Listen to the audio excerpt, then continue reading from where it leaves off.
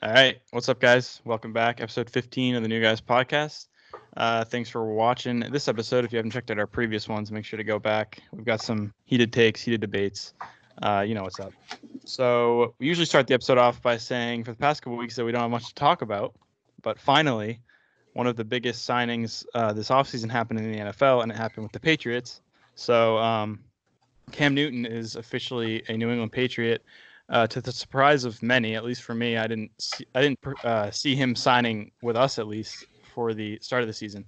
And there's definitely some discussion to be had between not only the decision behind it, but also who is going to be the starter come week one. So, what do you guys think about this? We had some discussion in the Ride the Wave chat on Instagram. There were some disagreements, but yeah, it got a little heated. But what do you guys think? With everybody else. Once again, shout out to absolutely nobody. We're still not sponsored. True. I want to get that out there real quick. We'll but literally take anyone. So when I heard the publicity. news, I first thought it was fake, honestly. I did too. Because my brother comes barging into my room on a Sunday. He goes, holy shit, the Patriots just signed Cam Newton. This is coming from a 49ers fan, so now he knows the league is absolutely screwed. And I'm like, there's no way. And this was like when Adam Schefter first tweeted the news pretty much, and I'm like, there's no way. And at first I had really mixed reactions about it because I had my Stidham Stiffy ready. I was really ready to watch Jared Stidham play. I was really excited. This young kid coming in, obviously Cam Newton's a little bit older, but I was really excited to see Stidham play. And then I remembered this is Cam Newton. He's an established name who is 31 years old, which is the average age, like the 30 to 32 range is probably the average for a quarterback in their prime, which Cam Newton could very well tap into this next upcoming year, being mentored by Bill Belichick and that whole coaching staff. I wasn't disappointed because I knew it was a great move either way. And I've been saying we need that guy to light that fire under Jared Stidham's ass. Because he kind of thinks, oh, I'm the starting guy now. Now he's kind of like, oh shit, maybe I'm not the starting guy. He's going to work 10 times harder. I mean, do I think he'll beat Cam Newton? I really don't think so. But great move all around. Former MVP Cam Newton, New England Patriot. I had the opposite reaction of you at first. I was really unhappy. Like for the first whole day, I was like, I really did not like it. But once I started looking more into it, and I realized, we're paying this guy the veteran minimum, first of all, which is an incredible move. The fact that we can get a former MVP quarterback for the league minimum for a veteran player is ridiculous, first of all. And I like the idea of paying him a little bit more based on incentives because, that means that, if his injury hasn't fully recovered, between his shoulder and what have you, then, no big loss because we didn't pay him too much. But if it turns out to be the kind of player that a lot of people are thinking that he will be, going back to his prime, like the injury never even happened, then that's a great move, and we're getting him for an absolute steal. And this is something that a lot of people, myself included, have argued for a while. Teams with quarterbacks on max contracts do not win Super Bowls. It just doesn't happen. Like Patrick Mahomes, he's still on his rookie deal. Carson Wentz was still on his rookie deal when the Eagles won the Super Bowl. Brady hasn't ever been on a max contract when we've won a Super Bowl. So the teams that get bargains out of their quarterbacks are the ones that go deep into the playoffs. Lamar Jackson, another example, they haven't gone deep in the playoffs yet, but you know what I mean. And so I think that that's the biggest thing for me is that I'm not 100% convinced that he's recovered completely because me being in North Carolina, I've seen every Panthers game for the last 10 years since I've been watching football, and Cam Newton is great when he's on, but watching him overthrow guys by 15 yards consistently last year and the year before when he was playing, it was painful to watch. And so I don't know that he can go back to the way he was when he had his MVP season, but I think that it's a very low risk, high reward situation bringing him in on that minimum contract. I definitely agree there. With you, Graham, when I heard the news, I was just on my break at work, and I was like, oh, holy shit, they just signed Cam Newton, which, obviously is a household name. He has been for, honestly, the last decade in the NFL since he's came in. Obviously, he was a standout player in college. But But, this is a guy, obviously, past couple of years, he's been riddled with injuries, really hasn't had a whole lot of success. But at his best, we've seen what he can do at his best, which is absolutely unreal.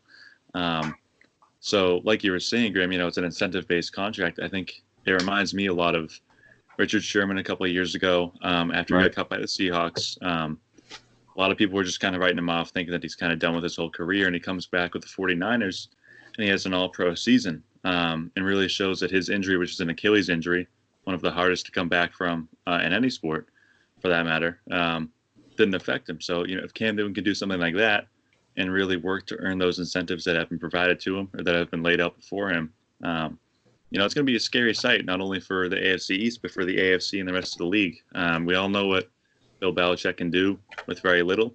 And Cam Newton's a guy who's really, Graham, I'm sure you can, attest to this, that he hasn't had a whole lot of help throughout his whole career, whether it's his O-line, whether it's his receivers. So, hopefully we can see what he can do with, an actual competent organization around him. I'm pretty excited for it. At the best, we could be looking at like a 12-14, 13-3, maybe, if we're pushing it. I like the move. I'd say 11-5, 12. I'd say 12-4 is pushing it. I'd say 11-5, 10-6 in that range. We do have a pretty tough schedule this year, one way or the other. Yeah, we do. Let me play devil's advocate for a second. Let me ask you guys this. So I saw a tweet earlier today that was, I would say the majority of Pats Nation is on the side of good signing. We're glad Newton's on board. We want him to be the starter. I'd say the majority is. I'm not sure how you guys feel, but the person said listening? that. What's up?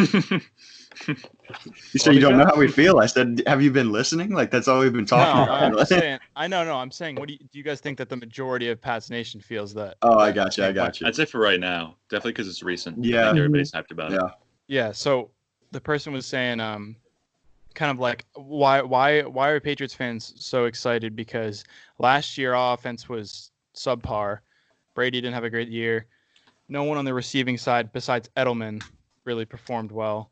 And you've now removed Tom Brady from the team and not added much to the offense aside from a couple of rookies, and you've replaced him with Cam Newton. And is the offense going to be worse just because Edelman and Brady is what drove that offense last year, and they have some special bond that you're not going to be able to get back? And you can't just throw Cam Newton in there and expect that they're going to work together. And also, to talk about the other aspect of the team, the defense got worse. I mean, I don't know how you guys feel, but I mean, losing two of our top linebackers and then just replacing them with a couple of rookies, I don't think necessarily makes us better. I've heard some people say that they think our defense is better. I don't get that take at all. But you guys kind of mentioned it. But what do you think our ceiling is with Cam Newton? I would say ceiling is probably right around the 11-5 range is what I would say. Simply, and you mentioned the defense. I think that it's interesting. Jawan Bentley, one of our draft picks from last year, I feel like he's going to step up and fill in that linebacker spot, pretty well. Chase Winovich as well. Chase Winovich too, even though he kind of stepped into a starting role towards the end of the season in his own right. But Bentley didn't get a whole lot of playing time. He played really well when he did. So I'm excited to see him get some more playing time. And I think that Newton will be good for the offense because he isn't like Brady in that, Brady, if he didn't trust you, he didn't throw to you. So that's why Edelman got the lion's share of the targets and the receptions from our offense last year, because he has that relationship with Edelman they didn't have with anybody else. But Newton is just as new to this offense as anyone else is. So he can start on a clean slate with Edelman, N'Keal Harry, Jacoby Myers, Mohamed Sanu, all those guys, kind of spread the ball around a little bit more. And not to mention, Dalton Keene and James White, Sonny Michel out of the backfield. I think it's going to be a much more well-rounded offense than we've seen in years past. And I've put out an article on it before. I think that our offense is at its best when it's balanced between the run game and the passing game. And between adding a new fullback this offseason, putting Cam Newton in with everything I just mentioned, I think that the offense is going to be more well-rounded than it has been in the last couple of years. And I think that the offense will be better. I can't speak on the defense because we've definitely regressed, but our secondary is still incredible. So I think that's what truly matters. You say defense, and I've been campaigning ever since Tom Brady left, and everyone's like, oh, New England's screwed. We're not screwed. Our backbone has been our defense, and I think that I thought that going into this, I still think that going into the season, that they're going to kind of back us up, really. with Jarrett Stidham. He's really going to be like Jimmy Garoppolo was in the NFC Championship game. Throw like 14 passes max, rely on the run game, and then just you got to rely on that defense. And I really trust our defense. I don't think it's better than last year. I say it's up there, maybe a little bit worse, but I still definitely think it's up there. And you throw a guy like Cam Newton in the mix, like you say, he's an established name. I think that's why everybody was hyped. He's a household name. Everybody knows Cam Newton, you know. I've been doing that for the last few days. We're clipping that. We're clipping Yeah, that. it was a clip, yeah. The weekly clip from Anthony.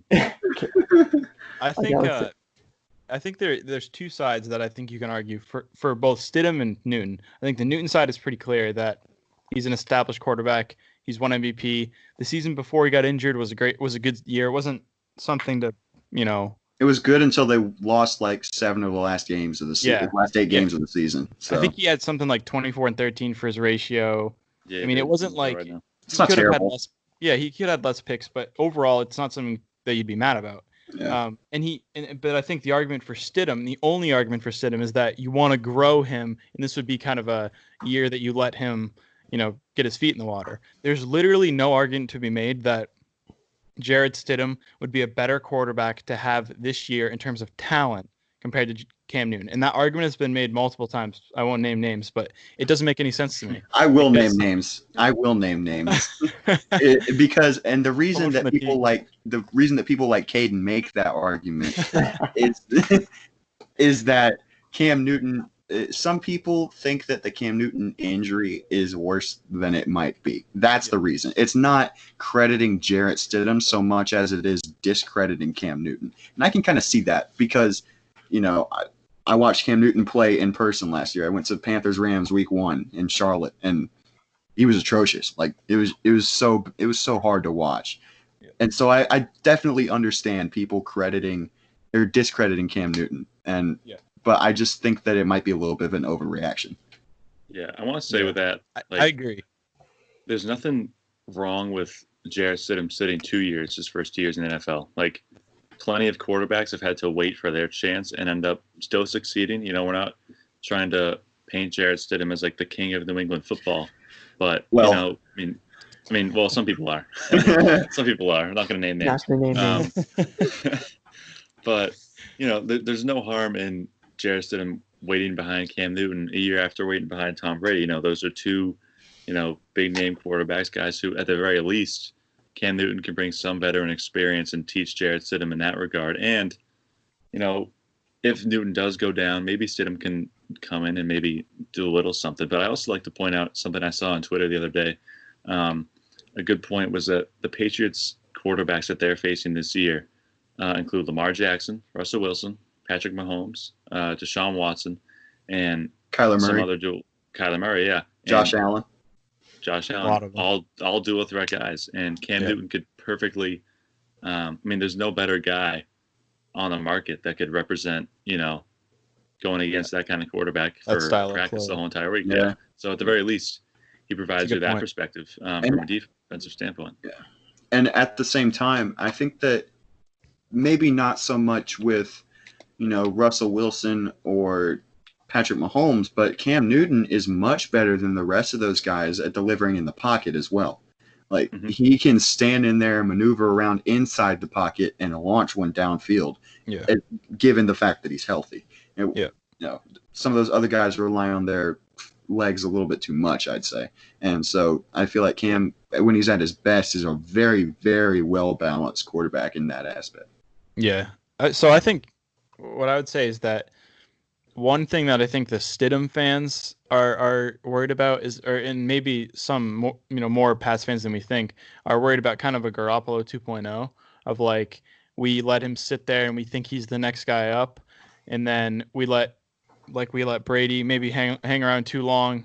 Obviously, we ended up winning a Super Bowl, so you know that wasn't the case. But people were like, you know, maybe we should just let Garoppolo come right in.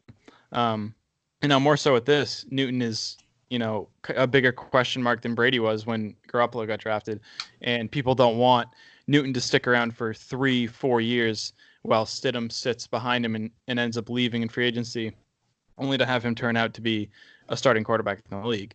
So I've heard some people say that Newton can be the present and the future, and I don't agree with that at all. I think Newton can be your quarterback for maybe the next 2 years, but I wouldn't go and sign him for, get his retirement contract and have him retire with the Pats. I think he's a short-term solution. That is a great short-term solution, but I think you still need to make sure that you have a plan in place for a under 25-year-old, 23-year-old quarterback like Stidham, or maybe someone else from the draft in the future to help you lead your team into the next decade. But how could you say that about Stidham? Because Stidham really hasn't had a lot to showcase. He hasn't had the opportunity like Garoppolo did in those That's true. 2 games that he played in. The full game that he played against Arizona, I think 2014 incredible or game. 2015. That was an such a amazing great game. game. And I think I thought we were that's going to why get smoked. I really I did. did too. That was back when Arizona was good too. Like it was the year really before they good. were 13-3. That's when they lost to the Packers. Yeah, they were supposed to be like a juggernaut. That was the Panthers. Cam Newton. Panthers. My bad. Yes, sir. Still. Yeah, and I thought, oh my them. God, this guy's the future. And then obviously he gets hurt in the next game, and he wasn't having a bad game up to that point. And I just don't understand why these Stidham fans, don't get me wrong, I'm still a Stidham fan, but how could you say, oh, we're afraid of a Garoppolo 2.0 when he really hasn't played? The one NFL pass he threw was a pick six to Jamal Adams. So, I mean, obviously things can happen. I mean, look at Kareem Hunt. He fumbled in his first carry, and he ended up trampling over us. Could we see that with Jarrett Stidham? Maybe. I mean, I see Graham shaking his head. But I just hated that Chiefs game. It's nothing about Stidham. I just hated that Chiefs game. It was terrible. Me too. But I don't understand how the Stidham fans can say that, because I feel like Garoppolo really established himself in the short time he had in that starting role. Yeah. One thing I think is going to be evident this year is that, or necessary, I should say, is that you're not going to be able to rely on. For years, you had Brady to rely on, and then the argument was always our offense may not be that good, but we have Tom Brady, and that he's always able to make it work. And you had Julian Edelman, you had the 1-2 right there. It was the dynamic duo. This year, I mean, you're going to need production from at least 2 wide receivers. You're going to need a clear number 2 that we didn't have last year, and you're probably going to need a guy like Mohamed Sanu to push that number 2. Maybe N'Keal Harry's the 2 and Sanu's the 3A or whatever, maybe pushing the 2 constantly. I think you're going to need to have 3 targets, and then maybe Dalton Keene grows throughout the year and is able to perform as well. But the main thing I think is that you're going to need production from your receivers like we haven't seen in a while, just because of, you're not able to lean on, the statue that was Tom Brady. He's now gone. And, Newton isn't that statue anymore. I think. Go ahead. My fault. Okay.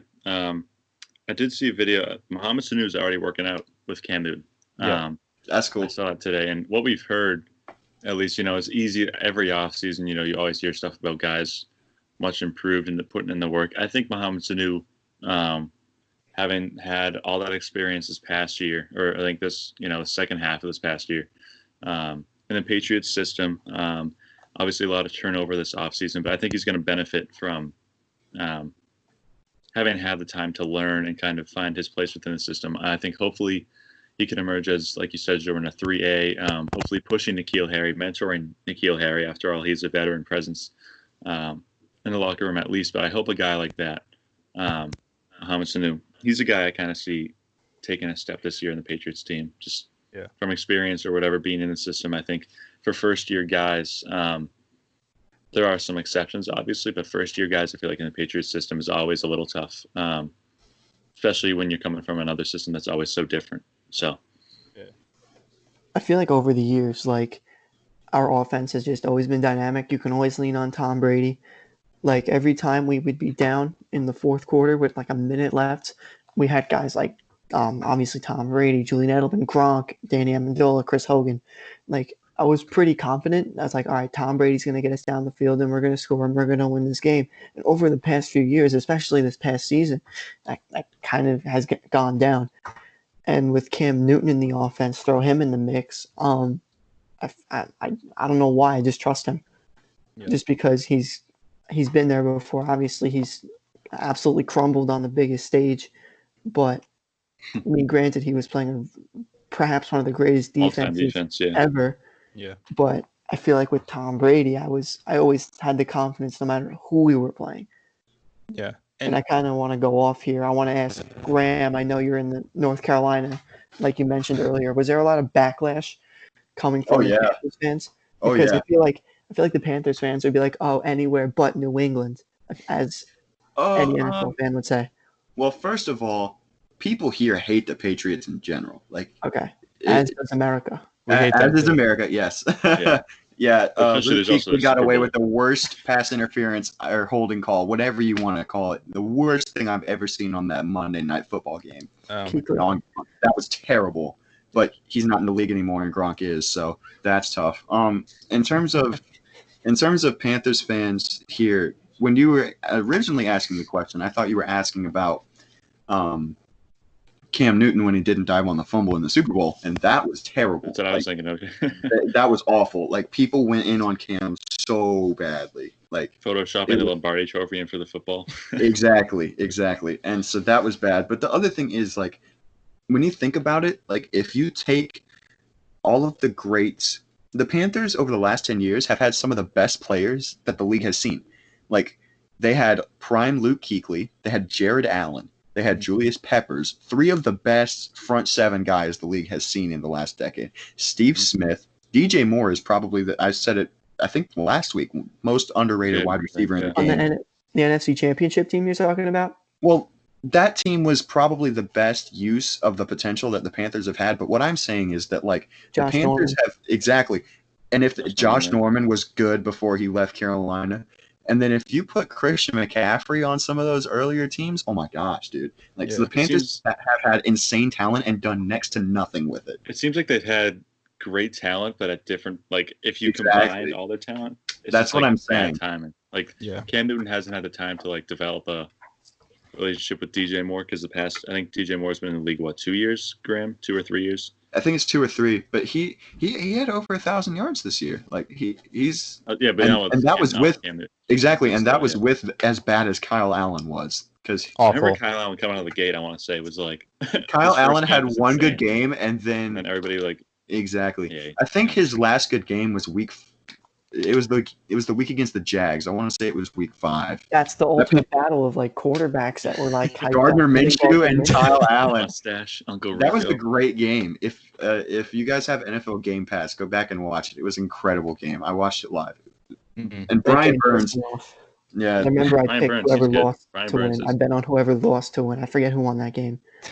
Brian Burns was the most underrated defensive player from last year's draft class, and I want to say that because watching Panthers games every week, I got to see a lot of him, and he's going to be really good.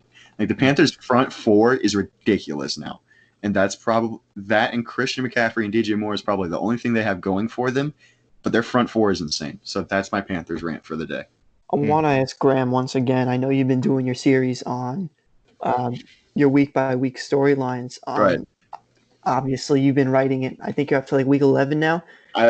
Week 13 is coming out tomorrow. Week 13, exactly. Jeez, shows I've been keeping up. Jarrett Stidham's been the Patriots quarterback. Yeah, and I will continue to be writing them as if Jarrett Stidham were the starter. Okay, so I want to ask you, how does Cam Newton come in here and change it? Because I personally think that we're gonna drop one game to the Dolphins. I think we're gonna beat Buffalo twice. I think we're gonna beat we're gonna beat the Jets twice. You think we're gonna beat Buffalo twice? Wow. I think we could drop both those games. I think we could get swept by them. Notice how I said think, and I said no, we can beat the Jets twice. Okay, that's fair. That's Keyword. fair. See, here's my thing. Buffalo, their offense is on and off, but their defense is unquestionably the best in football right now. Like, their defense is absolutely ridiculous. Think so, huh? Yes. Definitely has to be top 2. Yeah. It's definitely top 2, but I think they passed us when we lost Van Noy, and I think it was Landon Roberts was the other one that we lost. Yeah. Mm-hmm. When we lost those two and filled them in with rookie or second year players, I think Buffalo surpassed us. Oh, definitely. But that's up for debate. But I think that Cam Newton, like, it's like when you go on the NBA trade simulator on ESPN.com, and it's like how many wins or losses were added to the team's, like, record by gaining a player. I think, okay, so as of right now, I have the Patriots at 4-7 through 11 games through week 12. given we have a very tough first 11 games of the schedule. The back half gets a little bit easier. So, but 4-7, I think between 2 or 3 games of those that I gave as a loss could end up being wins with Cam Newton. So it's a pretty big difference. I think he adds about 3. If he's at his best, I think he adds about 3 or 4 wins over Stidham, to be fair. I was gonna say, I feel like we obviously play Kansas City and Baltimore. I don't know when exactly we play them. I feel like they're earlier. Kansas City is week 4, and I want to say Baltimore is week 9 or 10. And I was gonna say, I think like we have to win one of those games with Cam Newton. We have to win one of those games. Mm-hmm. Yeah. Like we can afford to lose to one of them and lose to Seattle, but I feel like one of those games we could win. Yeah, Baltimore would be the one that I think we put all our chips in that respect, because that game is prime time at home. Kansas City is on the road. There is assuming there are fans, which is a very, very unsafe assumption at this point. But if there are fans, Arrowhead is not somewhere that I want to play, with or without Jared Stidham or Cam Newton. Like, it doesn't matter. So, one thing I wanted to say is, like, in terms of the Buffalo games, like, I think I agree with Anthony. I think it could go either way. I personally think that they're going to drop definitely the one in Buffalo and maybe the one in New England. But the game last season that was, I believe, it was in Buffalo, right at the start of the season, was one of the most defensive games of the year for us. It was Brady didn't have a great game. It was, I don't remember the final score, but it was low scoring. And what I'm worried about is that Buffalo isn't going to kill you with their offense. That's clear. I mean, who knows? Josh Allen, he's a great quarterback, but I don't see them putting up. No, they're not 25, 28 points. Yeah. So, what I'm worried about is Cam Newton has a lot of question marks around how he is as a pocket passer. He tends to throw picks in bad situations, and we haven't seen him, in a couple of years. So, I think the only way Buffalo beats you is with their defense. And if you're going to turn the ball over to them 1 or 2 times and give Josh Allen decent positioning on the field, that's how you're going to lose those games. And those are divisional games that aren't guaranteed anymore. And so dropping one of those, could be the difference. If you were able to sweep Buffalo, now you have the tiebreaker against the Bills. If you both finish with 9 or 10 wins, you're in. If you drop both of them or you split it, there's a little bit more, questions around whether you're in the playoffs or not. So that's what I'm worried about personally. Well, if you've been keeping up with my series at all, you know that I think that the AFC is ridiculously top heavy. So I think that even if we don't have the tiebreaker against Buffalo and we still end up with 8, 9, 10 wins, we'll get a playoff spot. Especially with there being a 7th seed now, we'll definitely be in there for a playoff spot. But I agree. Yeah, that's where I stand on that. And I know you have the Broncos. You're high on the Broncos. I agree with you. I am. I think they're a guaranteed, very young, good team. Guaranteed wild card. I think. I mean, I think you got to take a wild card spot immediately away. I think that team is disgusting and it's really underrated. And their defense is continually underrated. However, they have they have 7 Pro Bowl caliber offensive weapons, 7.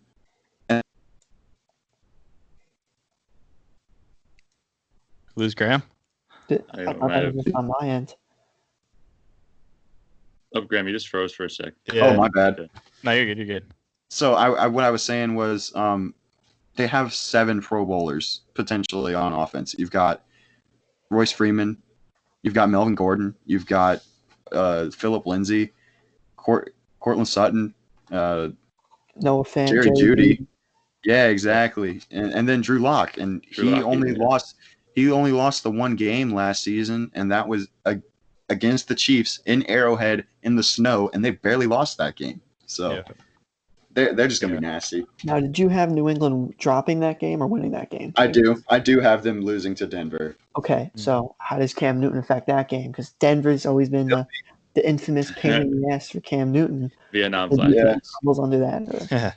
I think it'll be a closer game than I originally think or thought it would be, but I don't know. I just think the Broncos are just that good. it definitely becomes more interesting because I thought about going the other way with that game in the first place simply because the Broncos' main weapon is their air attack, but our cornerbacks are ridiculous. And so, it definitely shakes things up a little bit. I don't know that I would sway that game just because I'm that high on Denver, but it will become a much more fun game to watch. I'll say that much. And I've been saying that's probably been the game I've been looking forward to. The game I'm looking forward to the most is the Arizona game. I want to see Hopkins Gilmore. Arizona. Yeah. That in Arizona, because Denver, obviously, this up-and-coming team, I think that's week 6 or something like that? Yeah. And with Cam Newton in the mix, like you said, that's going to be a much more exciting game to watch. Yeah. It really is crazy that we lose Tom Brady in the same offseason we gave Cam Newton. And I saw a tweet. It was like, imagine telling an NFL fan or a Panthers fan or a Patriots fan that in 2015, that if you told them this in 2015 that Cam Newton would be on the Patriots, Tom Brady would be on the Buccaneers, you'd think they're crazy because that was Newton's MVP year and Brady was, a Patriot for life. So it's kind of crazy how quickly the offseason's turned. But I think one thing's for sure is that Newton adds a little bit more mystery and definitely gains some positivity to the season. At least a positive outlook on, our ability to win a Super Bowl maybe this year, or at least compete for one. If we don't have anything else on that, we can go off a little bit because Richard Sherman got up before and it sparked something. I was having a conversation with my brother, and he's a big-time San Fran guy, and he was telling me Richard Sherman could possibly move into the safety position. Do you guys know anything about that? Because I know he sucks in one-on-one coverage, so maybe moving him to safety is a good move. I don't know. I don't know what the 49ers secondary looks like in terms of their depth chart. Their safeties are pretty. I think they're pretty solid. However, during the season. Jaquiski Tartt's not bad. My thing is that Richard Sherman has always been I play this half of the field guy. He's not matched up on one particular wide receiver. He guards whoever is on the side of the field that he stays on. And so I feel like that would benefit him in terms of moving to safety. I think it would be interesting. However, he's been good at being a cornerback for this long. If it ain't broke, don't fix it. I mean, obviously he kind of sucked in the Super Bowl, but beyond that, I mean, it's freaking Tyreek Hill. How are you going to keep up with him? That's my 2 cents. He got toasted in the Super Bowl. Yeah. Yeah. Anything else, guys? List. All right, let's go into our list, our patented top 10 that we've had for a couple weeks. J.R. Smith's a Laker now, in case you guys know. That too. Tennessee, yeah. I love J.R. Smith so much. I love him. I have his Cavs jersey hanging up in my closet. I'll wear it next week. I love J.R. Smith so much. I love him. I love him. It's an actual meme team right now. Yes, and they have LeBron are reunited. They still have JaVale McGee too, don't they? And Dwight Howard. Oh Dwight my Howard. God. And Alex Caruso and Kyle Kuzma. It just keeps getting it keeps getting better. Right. Yes, exactly. Yeah. So I have to hop on Mark Wahlberg's side and be. So the past couple of weeks we did NBA. We went through all the positions, and then a couple weeks before that we had touched on the NFL with all-time QB lists. We're gonna go back to the NFL. Speak this week. I got ripped last week by many. I was told to leave, so this will be my last episode. It's okay. They were calling for my firing today when I said that Cam Newton should get number 12. Yeah, I saw that. Yeah, some people lack reading comprehension. Exactly. Or they all have ADHD and they can't focus on reading a whole paragraph. You mentioned it. But either way, we sparked some controversy with all these lists, so we're going to keep doing them. This week, we're going and moving into all-time running backs in the NFL. This Anthony should shine here. He was a little bit in the dark with the NBA, and he got ripped for it, but that's just how it goes. And now this is his time to shine. John Collins won't be at number 6 anymore. Draymond Green won't be. So we'll go ahead and get into it. We have honorable mentions to start. I guess I'll start with mine. I have Marshall Faulk, Franco Harris, and Earl Campbell as my 3. I put Frank Gore because he's very disrespected. Marcus Allen. I put Bo Jackson as an honorable mention, so I don't got to hear the 11-year-olds who play Madden in the And then I added Curtis Martin as an honorable mention. Curtis. That's a good one. I also have Curtis Martin and Bo Jackson, and Franco Harris as well. I got I feel like OJ. Franco Harris was more of a fullback, though. Pretty much it. If you want to say that, then yeah, OJ gets an honorable mention, and But Franco had he had 12,000 something yards just to finish his career. So I mean, I love Franco Harris simply because how to this day he will not say anything about the immaculate reception. Like that's probably his defining trait to me. Like if he could very easily have said one way or the other if his own receiver touched it or whatever, but I think it's so freaking cool that he just keeps it a mystery. Yeah. That's how it should be. Yeah, I agree. What do you have, Pat? It's just OJ. That's it. All right. Juice. ESPN in 2018 be like, just OJ. The whole year was just OJ. All right, so let's move into the top 10. Starting off, I have Terrell Davis of the Broncos at 10. I got Marcus Allen. I do too. Marcus Allen. I put OJ. I had to put OJ on my list. Yep. You can't, whether he did it or not. You can't deny what he did on the football fields. Just like you can't deny what Chris Benoit did in the ring. Even though it's still hard for me to watch a Chris Benoit match. I tried the other day. I couldn't, just because it's just still disturbing to me. But I couldn't put OJ any higher on the list just for that reason. The juice is loose. Respectable.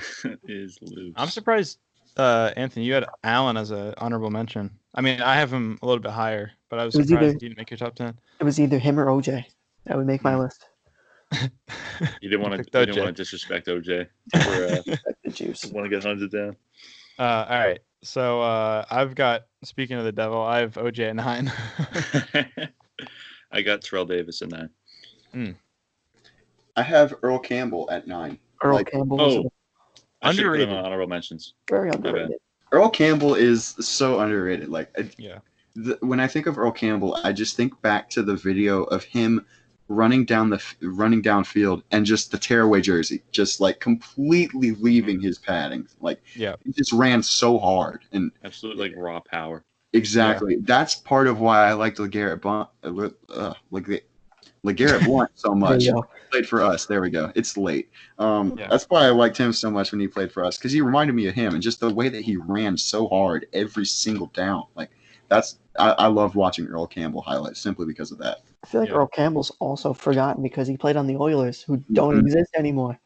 And if he played for any other team that's still around today, I feel like people would appreciate him a little more. The Oilers are still around. They're just called Titans. People don't know that. Well, they do now. We're putting it out there. The more you know. I mean, this is 20-year-old news, but I go off, I guess. Public service announcement. The Oilers are now the Titans. It's very late sports news. Have you seen that account on Instagram? Yeah. No, I haven't. Breaking news. The Houston Oilers rebrand to become the Tennessee Oilers. 2020 breaking news. It's so funny. Whoever runs that. I always wonder, how do they? I mean, I'm sure that they've got to take down the news story and then be like, all right, I'm gonna post this in 3 months. They put a date and shit. I don't know. That's gonna take a lot of work. It's hilarious. That's all I know. Oh, it's great. Yeah. Number 8. All right. So we've got 10 and 9 done. Moving into 8. This is where it gets a little murky. I think people are gonna have disagreements. I have AP at 8. Oh. I have. Yeah. I knew it would be Jordan. I knew it would be Jordan. Yep. Every week there's something. I got Marshall Faulk at 8. You know what? Okay. Fuck Marshall Faulk. So let me defend myself. I could not. I looked over AP and I was I know I'm gonna get flack. I knew Graham had him higher than me. I knew it. I didn't know about you guys, but I knew Graham had him. I can't justify putting him above anyone that I have at 7 through 1. I just can't. I guess we'll see who you have 7 through 1. I put Terrell Davis at 8. Okay, Terrell Davis.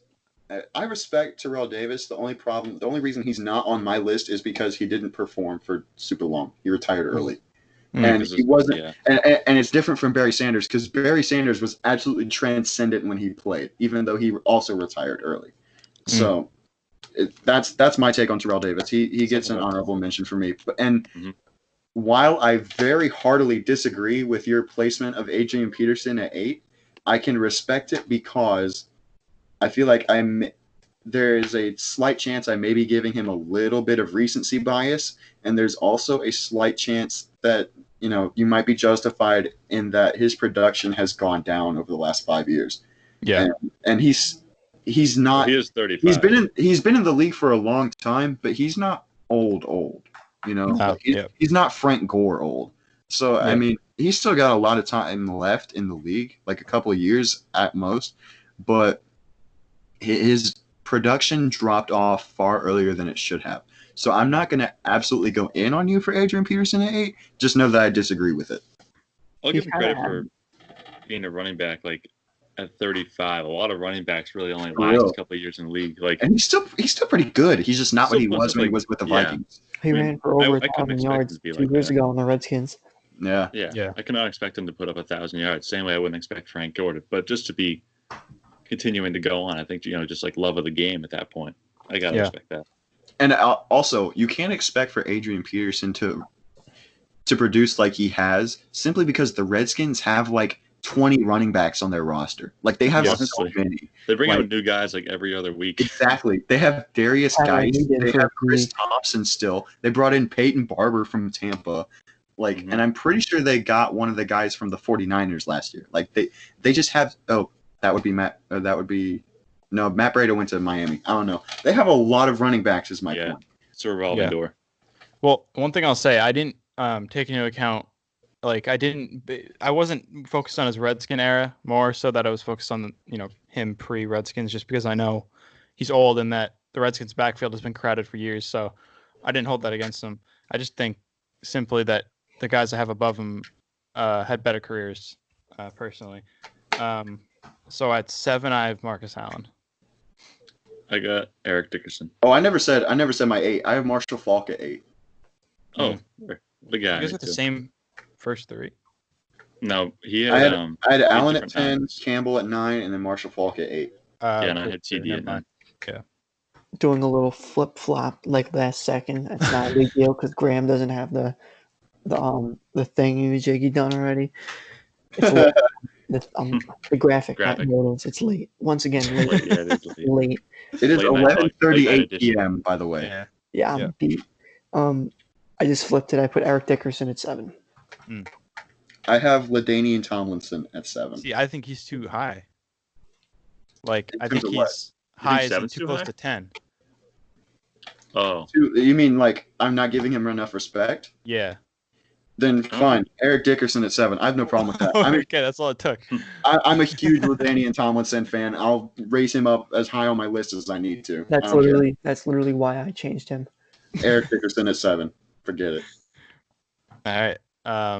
So 6. So it was so let's go on to 6. I have Eric Dickerson at 6. I got LT at 6. LT at 6. Now, do I give him the peer pressure or not? Do it. Do it for the graphic. It's gonna look so good. Forget it. Emmett Smith at 6. Oh my god. Oh my god. That's criminally low. That's criminally low. Are you okay? Fine. Never mind. LaDainian Tomlinson. There we go. Yeah, good. Why did it have to be that big of a gap? Why couldn't you went from Smith at 2 to him at 6? Let this be a message to everybody out there. Peer pressure works. It does. Don't do drugs. That's true. Yeah, don't. Well, it's your pressure too. Then maybe. All right. So now we get the top 5. I have LT at 5. I got AP at 5. AP at 5. I do too. All day. All right. It should be AD. It bothers me when people call him AP because it's AD all day. AD. Okay, I'll give you that. AD. But it's night, so it's all night. APD. All right. Keep it going. I got Walter Payton at 4. I got him down there. Too low. I have Emmett Smith at 4. But Emmett Smith is 4. I don't get that. It's tough. 1 through 4, I feel like I don't know. The guys are all the same. It's just the order. Walter Payton is the 4th best all-time running back. Is it sounds bad because he was so good. I'm gonna be real with you. I only put Walter Payton so high on my list because he is my favorite player to never play in a New England Patriots uniform, so there may be a little bit of bias there. But Well, we're usually unbiased, so it's okay. Usually unbiased content. I had Walter Payton at number 1 at one point, and Wow. I had to switch him. Yeah, I had him at 2 at one point. I didn't Um, want to get ripped. did you guys So say your 4? Emmett I've at got 4. he and I both have Emmitt Smith. Okay. All right. So the top 3, I have Jim Brown at 3. Jim Brown I at do 3. too. Jim I Brown. got Alright. Emmitt Smith at 3. Okay. I have Emmett at 2. So I had Jim Brown at 2. I have Walter Payton at 2. I did too. We were talking We all about this got before. buried. It's tough with Jim Brown because you hear the argument about when you're talking about basketball with Bill Russell and Wilt specifically, where do you rank the guys in the top 10? Because how was the competition back then? But we kind of all agreed that NFL running backs are a little bit different than basketball centers in terms of how much talent really plays into it. Because it's a little bit harder to perform on the football field. You're still getting, tackled and trying to get stopped compared to maybe playing against some, who knows, janitors, like some people like to say back in the 50s. Like In the 50s, the Wilt. NFL was much different. It was much tougher back then, in my opinion. Yeah. These were just big brutes of men, Yeah. like full on no padding, no nothing like they have today, no concussion testing.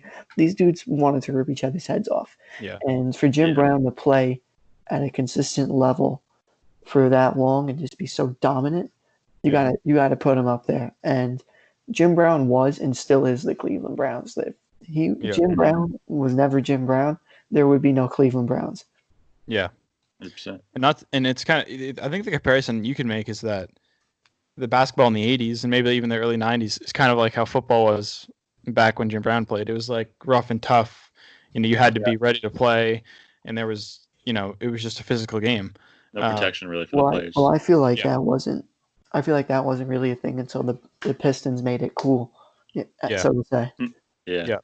One thing I want to say about Jim Brown playing, like, I'm not sure how accurate this is. Obviously, I didn't watch football back then, but like nobody really passed back then. So I think the fact that he was so good when obviously everybody was expecting them to run the ball is also like really notable because that's true. Yeah, obviously they're all expecting they're going to give the best player the ball. So yeah, and he was Pro Bowl every year of his career, and then All Pro all except one. So it's tough to not put him at 2 or at least in the top OG, 3.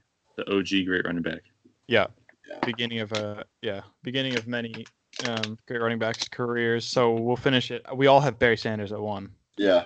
Rightfully Can't have anybody else. Anticlimactic. Yeah, you can't. I mean, people should know this. Yeah. Can't have it's anybody interesting. else. I had Walter Payton at 1 at one point. I did too. Really? And that one point was like 50 minutes ago. Really? Yeah. But it would have been better if we had a little bit, because it's all going to line up that we all have Sanders at 1. I mean, we all had Tom Brady at number 1. Yeah, like, what's the difference? We all have Patrick Mahomes as the best quarterback in the league right now. It looked nice. Yeah. Especially with that old Lions logo, which is like the outline of the line and then like the interior design. Yeah. Unless you were going to do like he's thinking about it right now. He's like, shit, I got to do the throwback line. I do. It was a pretty uneventful list. I mean, we had disagreements, but in general, I think we had very similar top 10s. Like the order was a little bit different. Yeah, that's because for me, at least, like I don't get me wrong, I love my football. Like football is probably my favorite sport in general to watch on TV. Hockey is freaking awesome, but I'm much more a Patriots fan than I am a football fan, if that makes sense. Being a Hornets fan, it's hard to get into my team, so I like basketball. Like I get into the rest of the league much more than I do with the NFL. Yeah. I think same for me. Like fantasy football gets me into the entire. You know what I mean? But other than that, it's tough to. I think I agree with you. Basketball is a little bit easier to kind of take in the entire league and different teams and such like that compared to the NFL.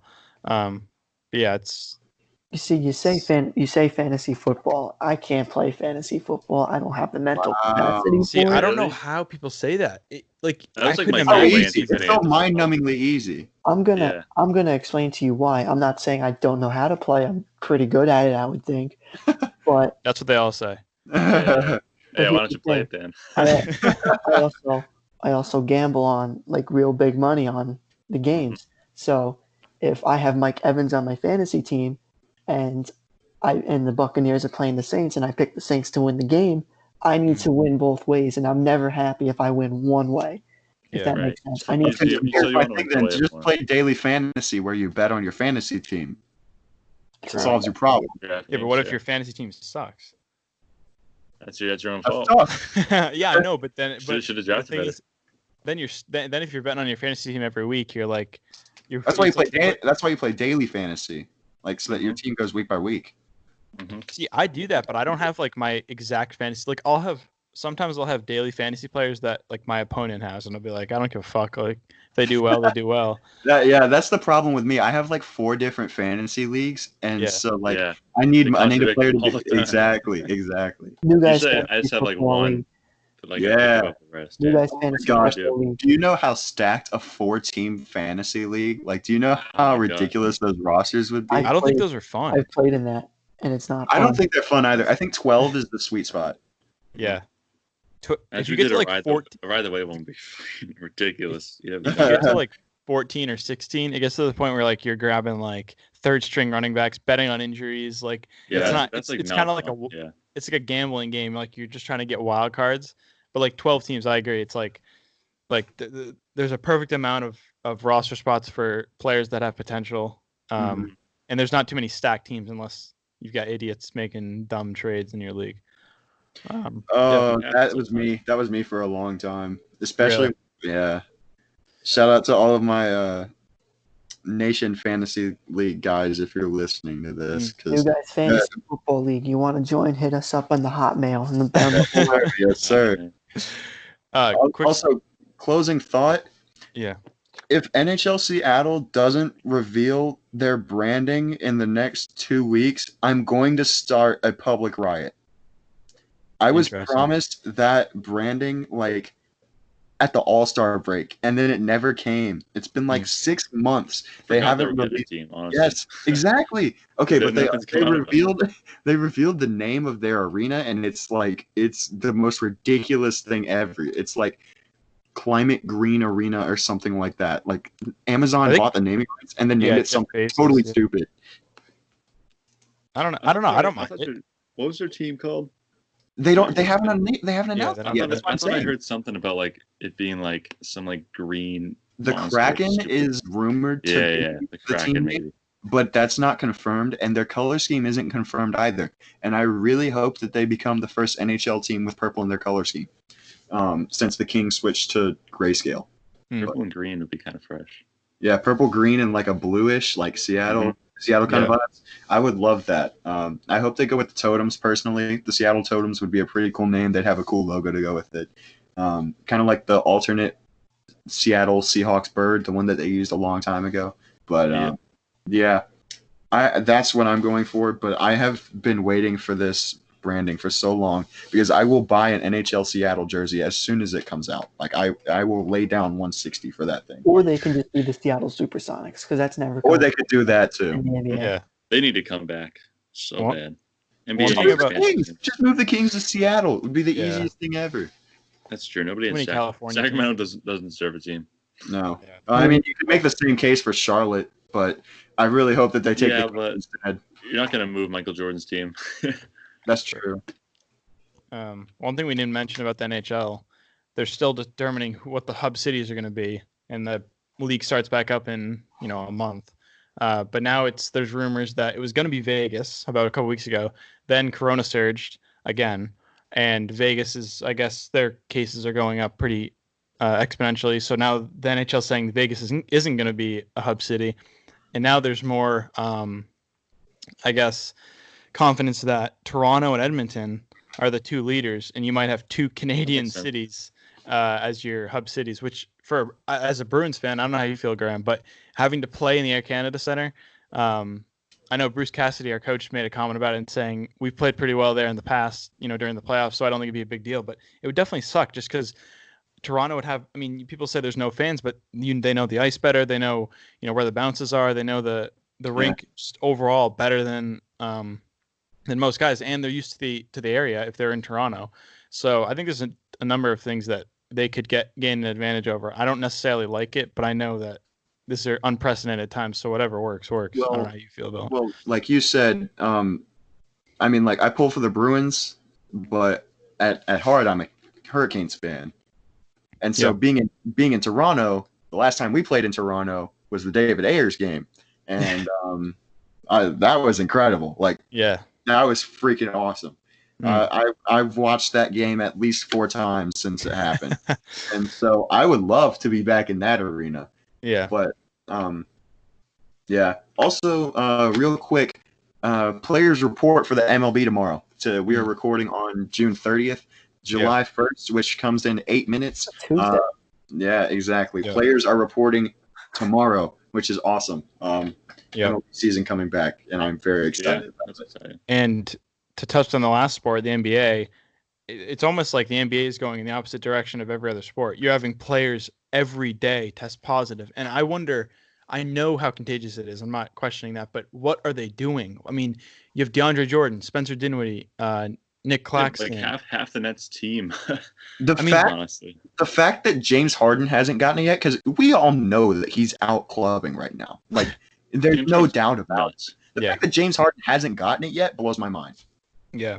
We pray that he doesn't. Don't take that the wrong way. We're lucky. We're not saying he hopes he gets it, but he's undefeated. I'm just very shocked that he hasn't been irresponsible yet. Yeah, and we're lucky that a big name player hasn't gotten it yet. I mean, you have DeAndre Jordan, Spencer Dinwiddie. But like if he's not playing too. Yeah, but I'm saying, let's say a Zion gets it or Kawhi gets it. I think that it could totally ruin what the league's trying to build up, and a lot of people think that all it's going to take is someone with stature that is in the league for them to just ruin the entire thing.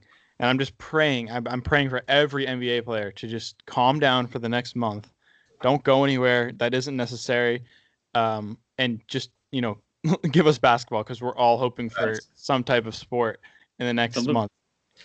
I've blocked off the last day of July already just because I'm staying home and watching basketball. There's so many good games. Yeah. So many good games at the start of it. It's go ahead, Pat. I saw Stephen A today. I don't know if you guys saw it, talking about these NBA players going to be away from their wives, from their girls for 3 months. You mean to tell me they're not going to try to get out of the bubble? Yeah, which is something, honestly, like we talked about that. Yeah, we talked about that earlier. I think it's a very real, like, possible problem for a lot of the. Like, imagine just being pent up for like 3 months. It's almost like we haven't been doing that already. Mm-hmm. Yeah. That's true, but I mean, like, for these guys, like, it's gonna be different if they're like away from their wives or something, or like James Harden. We all know James Harden loves strip clubs. What's he gonna do? I mean, he's in Orlando. Yeah, I know. Yeah, I don't know if they're open though. Strip club in the bubble. Well, and the thing is, like, we compare it like to how we've been quarantining for a while, but like we still had the ability to leave if we wanted to. I mean, it wasn't like you weren't encouraged to, but if you wanted to go drive around for 20 minutes, you could. They're going to be stuck in the same hotel in the same area for 3+ months, which will be interesting. But one thing I think is cool is that there actually is the possibility for the Bruins, the Celtics, the Sox, and the Patriots to maybe all play on the same night. Which would be cool. Obviously, they all push towards the finals for the Bruins and Celtics. What do you say? They call that something in like October. It's like it's like the equinox or something. Yeah, it's like the sports equinox. I love that. I just think it's the coolest thing. Yeah. We had something like that where the Red Sox were playing in the ALCS with the Astros, and then the Pats were playing the Chiefs on the same night. I remember that. I think the Bruins are playing, but that'll be cool. But either way, we're all praying for the end of July to come as soon as possible, because we're getting bored. I want to enjoy my summer, so let's hit the break. That too. Yeah. But at the same time, okay, so we talked about this just a second ago. I want to go back and just make one last comment. Having a private players only strip club inside the bubble would be the most Adam Silver thing ever. Like that He's would be such a hilarious. good, yeah. Could you imagine That's David the Stern best. doing that? Oh, go ahead now.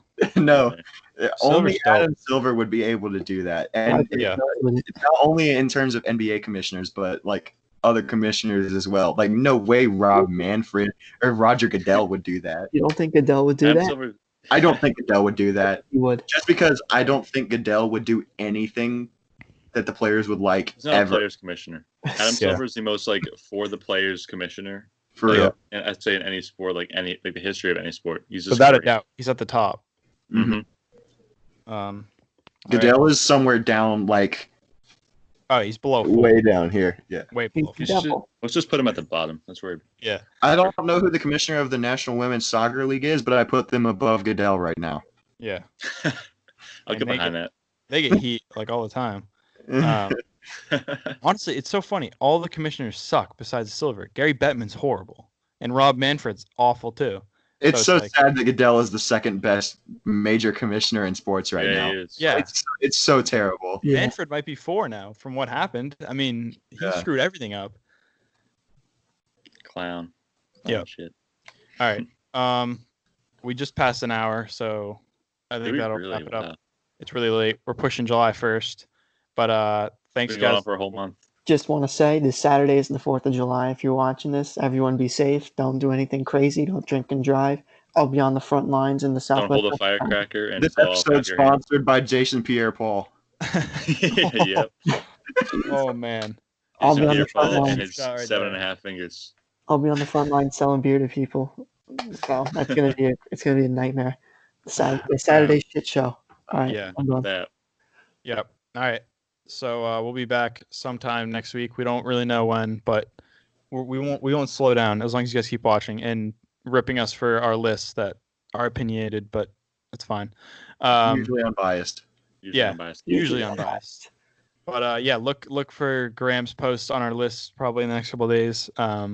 Friday, as And always. give us some engagement. Let us know what we got wrong or Yeah. right. Our deadline. And other than that, I think that's it. So we'll see you guys next week. Peace. I'm gonna go knock.